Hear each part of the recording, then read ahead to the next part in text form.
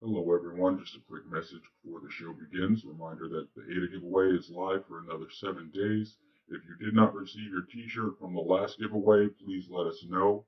Also, we have a new TikTok channel at Hour25, a lot of fun things coming that way. And our pool was rewarded its 4th block today. Please like, share these videos with your friends and family, subscribe, comment, let us know your thoughts. Enjoy the show. Welcome back to Hour 25. My name is Nick. I'll be your host. If you're new here, the outcome's only uncertain if you disbelieve. This is episode 14. It is June 4th. Today we're going to discuss NFTs on Cardano and other current events. Plus, I have an update on Cardano you haven't heard before. You haven't. I know it. So let's get into it. The time you need but don't have. You know what the deal is? Somebody, please drop a clock on these know-it-alls.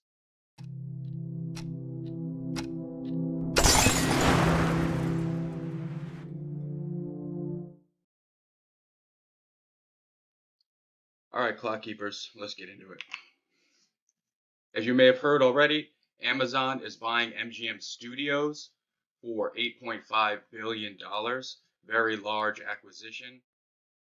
This is going to go a long way in helping them compete with other streaming services. They've added a whole bunch of content. This article will be in the box below. You can check out everything that they've got going on here, but you can see it includes James Bond, Rocky, Fargo, RoboCop, Silence of the Lamb, and 17,000 TV shows. Next, you may have heard as well, introducing Twitter Blue, Twitter's first ever subscription offering. What this will entail, starting today, June 4th, we will be rolling out our first iteration of Twitter Blue in Australia and Canada. Our hope with this initial phase is to gain a deeper understanding of what will make your Twitter experience more customized, more expressive, and generally speaking, more fire. Sure thing, Twitter. So the features will include a bookmark folder. It will also include undo tweet, a reader mode, and subscribers will also get access to perks such as customizable app icons for their device's home screen and fun color themes for their Twitter app. And we'll have access to dedicated subscription customer support. Below here you see some tweets from people at Nicomatter. Would love a Twitter undo button for like 30 seconds so I can save my clever tweet without deleting it over an autocorrect fail. At Gion's Fling, day 138,282 of asking for folders for bookmarks. At Thugville, Big T, I can't read threads with more than 7 tweets in it. My tiny brain won't do it. So, as a Twitter Blue subscriber, you will get these features and perks for a monthly price of $3.49 Canadian dollars or $4.49 Australian, which is about $3.45 in USD if you're in Australia. One Australian dollar is equal to about 0.77 USD. Next, this is a nice site, portswigger.net, the Daily Swig, cybersecurity news and views. This link will also be in the box. Headline, Ransomware Attack on World's Biggest Meat Supplier, JBS, came from Russia. And I was curious about what JBS stood for, and it's just the initials of the person who originally started the company, Jose Batista Sobrinho. Sobrinho. Sobrinho.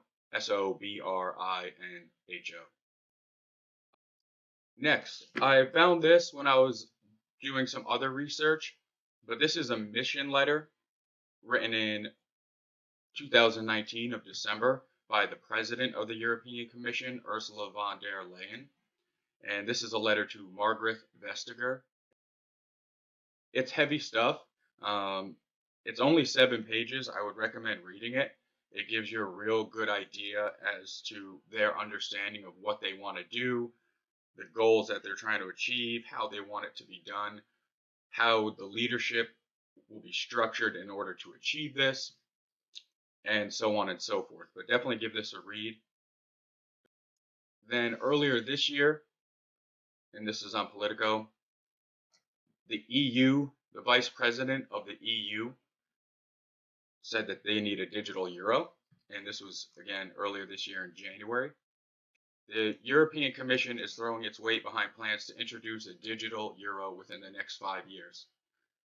When you read that other mission letter, the same timeline is given. It's 5 years, and they have a whole rollout plan on what they want to do. I think we need a digital euro, Executive Vice President VP Dombrovskis told reporters Wednesday. With those two things being said, I came across some information also that I found very interesting. But it is on cordis.europa.eu. Again, link will be in the box.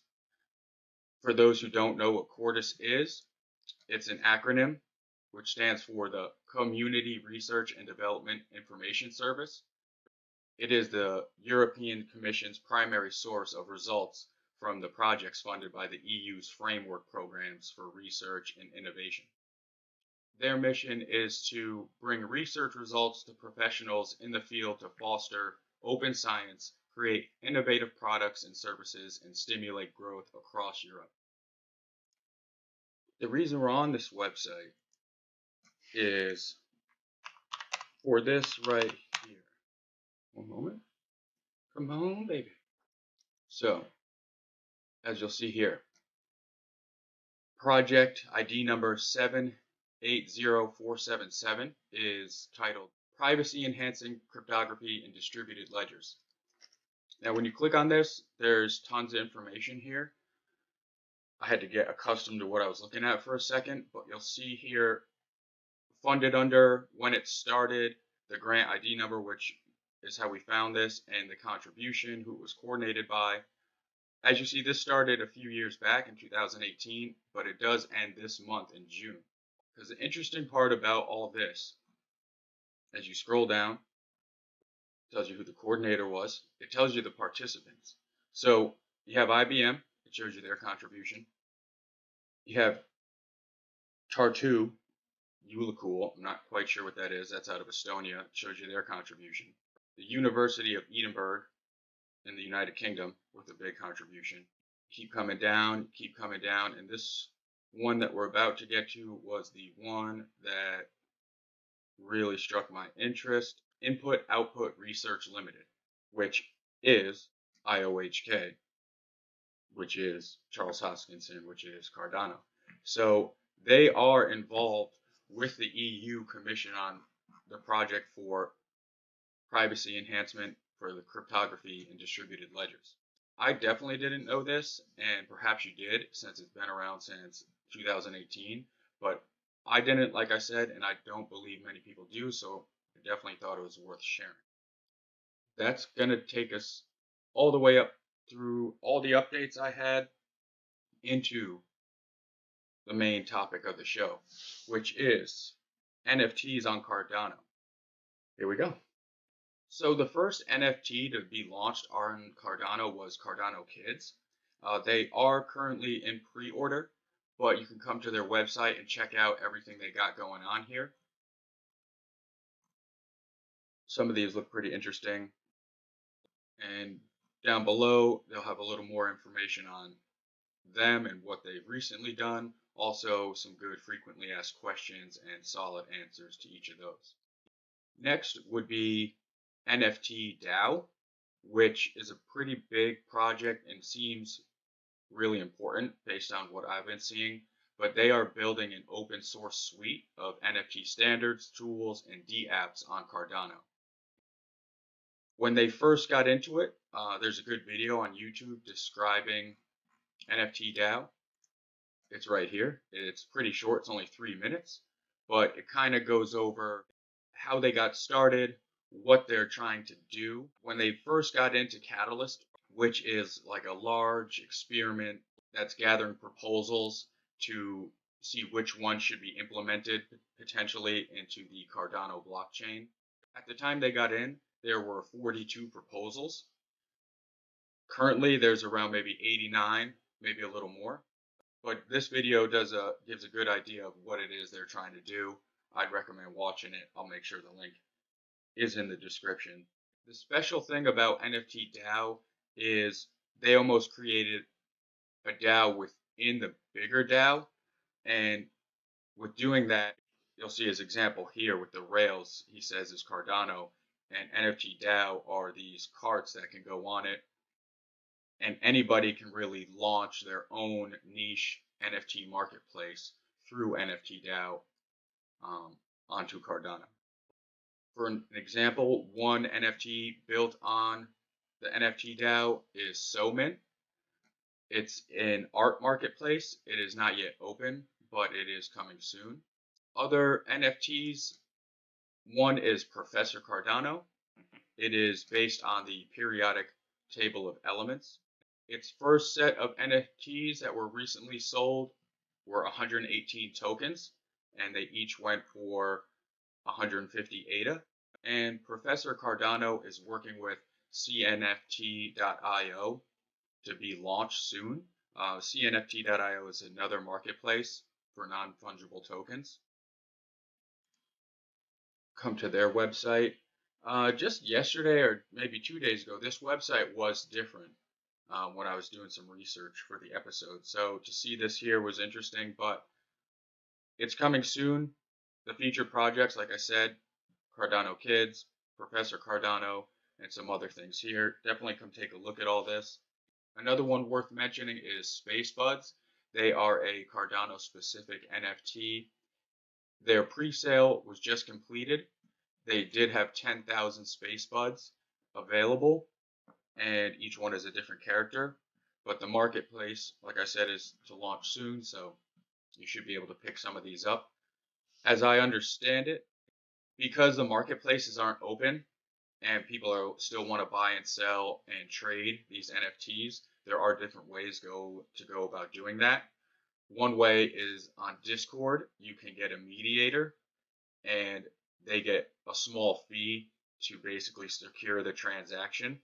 So everything would be sent to them, and then they would send it to each other person and complete the transaction. But that's going to do it for the episode. Thank you for being with us. NFTs are definitely the future. There's a lot more you can do with them than just, make characters and unique items. My personal favorite NFTs are ones that couple unique characters and cool designs and artwork along with utilities. So if you know Gary Vaynerchuk or Gary V, he just recently launched NFTs that he designed himself. They were all characters that he drew, and each one had a different utility that went with it. So that made it really intriguing and gave it a little more intrinsic value. So some of them were, I think, to get on like Zoom calls with him or FaceTime. I think all of them, and look into this yourself, I think all of them got you a ticket perhaps to VCon, which is going to be a big event he puts on once a year. Some of them were one-on-one time with him in person. So that's really cool, neat, interesting. But that's going to do it for this episode. We have more on the way. Thank you for being with us. And,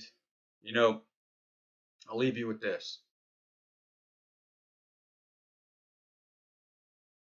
Too much sanity is madness. But the maddest of all is to view the world as it is and not what it should be. I'm Nick. This is Hour 25. See you on the next one. Peace.